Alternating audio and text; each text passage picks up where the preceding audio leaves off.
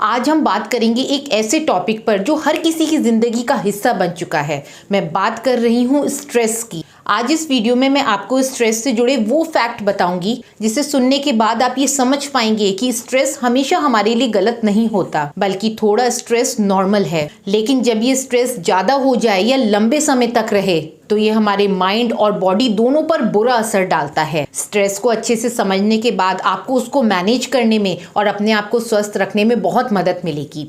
तो बिना किसी देरी के स्टार्ट करते हैं अपना वीडियो।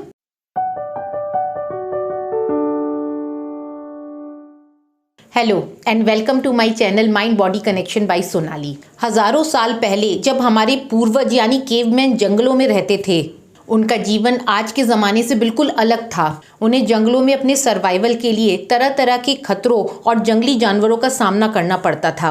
ऐसे समय में नेचर ने इन खतरों से जूझने और सरवाइव करने के लिए हमारे शरीर को एक प्राकृतिक प्रक्रिया दी, जिसको हम फाइट एंड फ्लाइट मोड बोलते हैं। फाइट एंड फ्लाइट मोड का मतलब होता है कि डेंजर से या तो लड़ना या फिर जान बचाकर भागना। जैसे ही कोई खतरा दिखता है, शरीर तुरंत फाइट एंड फ्लाइट मोड में चला जाता है और स्ट्रेस हार्मोन्स का लेवल बढ़ जाता है। फाइट एंड फ्लाइट मोड में हमारे शरीर के कुछ फंक्शन जो हमें डेंजर से बचने या भागने में मदद करेंगे, उनका काम बढ़ जाता है। और दूसरी तरफ वो बॉडी फंक्शंस जो अभी डेंजर से निपटने के लिए जरूरी नहीं है, उनका काम स्लो डाउन हो जाता है। चलिए सबसे पहले देखते हैं कौन से हैं वो बॉडी फंक्शंस जिनका काम एलिवेट हो जाता है। Heart rate and blood pressure. Heart सामान्य से तेज गति से धड़कता है और बीपी बढ़ जाता है ताकि vital organs, muscles and brain को ज़्यादा ऑक्सीजनेटेड ब्लड और न्यूट्रिएंट्स मिल सकें। ऐसा इसलिए होता है क्योंकि मसल्स को भागने या लड़ने दोनों के लिए ही ज़्यादा ताकत और न्यूट्रिएंट्स चाहिए और ब्रेन को अलर्ट रहना है। दूसरा फंक्शन जो एलिवेट होता है वो है ब्रीदिंग। ब्रीदिंग रेट बढ़ जाता है क्योंकि शरीर को ज़्यादा ऑक्सीजन की जरूरत है, इसलिए लंग्स एक्सपेंड होते हैं और सांस गहरी और लंबी हो जाती है ताकि शरीर को सफिशिएंट ऑक्सीजन मिल सके। Blood sugar levels. Muscles, brain और अन्य जरूरी ऑर्गन्स को तुरंत ताकत और ऊर्जा देने के लिए शरीर ब्लड में ग्लूकोज की मात्रा बढ़ा देता है। ग्लूकोज की बड़ी मात्रा से मसल्स को ज्यादा एनर्जी मिलती है ताकि आप डेंजर से दूर भाग सकें या फिर लड़ सकें। Muscle tension. शरीर की मांसपेशियां, स्पेशली हाथ और पैरों की मांसपेशियां टाइट और फर्म हो जाती हैं ताकि वो क्विक और पावरफुल मूवमेंट्स कर सकें। तो ये थे वो functions, heart beat, BP, blood sugar levels और मसल स्टिफनेस, जिनका काम बढ़ जाता है। और दूसरी तरफ कुछ ऐसे बॉडी फंक्शंस हैं जो फाइट एंड फ्लाइट मोड में स्लो डाउन या सप्रेस हो जाते हैं। डाइजेशन स्लो डाउन हो जाता है। अभी डेंजर से लड़ना है, ऐसे में टाइम और एनर्जी टेकिंग प्रोसेस डाइजेशन को बॉडी सप्रेस कर देती है और उस सेव्ड एनर्जी को भागने या लड़ने के लिए यूज करती है। Reproductive system. रिप्रोडक्टिव फंक्शंस एवं reproductive hormones, testosterone, oestrogen and progesterone suppress हो जाते हैं और लिबिडो एंड फर्टिलिटी रिड्यूस हो जाती है।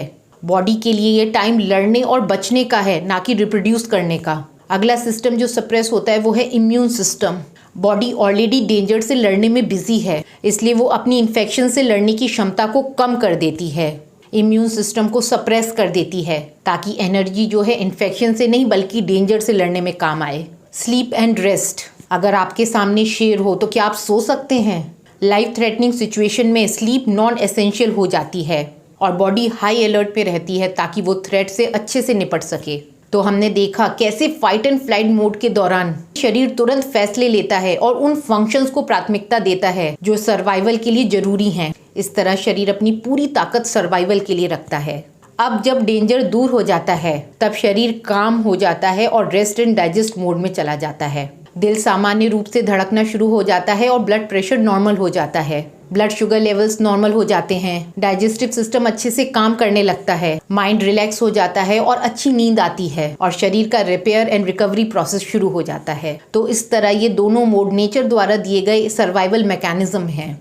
आज भी ये दोनों मोड हमारे शरीर में होते हैं, लेकिन मॉडर्न लाइफ ने इस फाइट एंड फाइट मोड और रेस्ट एंड डाइजेस्ट मोड के बैलेंस को डिस्टर्ब कर दिया है।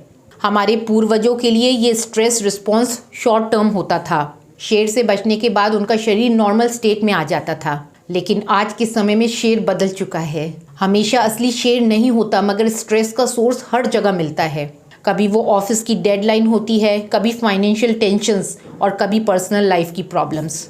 इस प्रोलॉन्ग्ड स्ट्रेस के कारण हमारा शरीर ठीक से रेस्ट एंड डाइजेस्ट मोड में आ ही नहीं पाता और maximum time fight and flight mode में ही रहता है, जिससे हमारे शरीर पर बहुत नेगेटिव प्रभाव पड़ता है।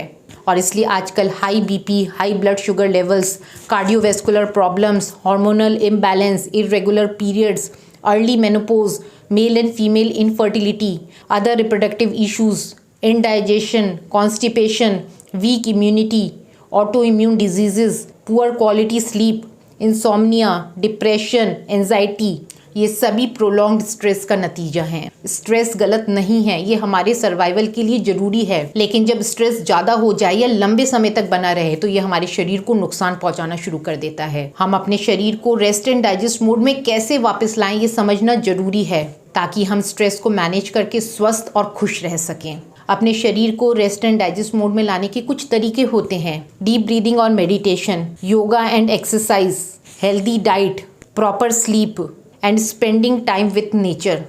ये वो सारी चीज़ें हैं जो हमारे शरीर को रेस्ट एंड डाइजेस्ट मोड में लाने में बहुत मदद करती हैं। तो आज आपने स्ट्रेस को अच्छे से समझा। अगर आप अपने स्ट्रेस को हेल्दी तरीके से मैनेज करना चाहते हैं तो मेरे चैनल को सब्सक्राइब करना ना भूलें, ताकि मेरे वीडियोस के माध्यम से आपको इन सब विषयों पर पूरी जानकारी मिल सके और आप स्ट्रेस से दूर रह सकें।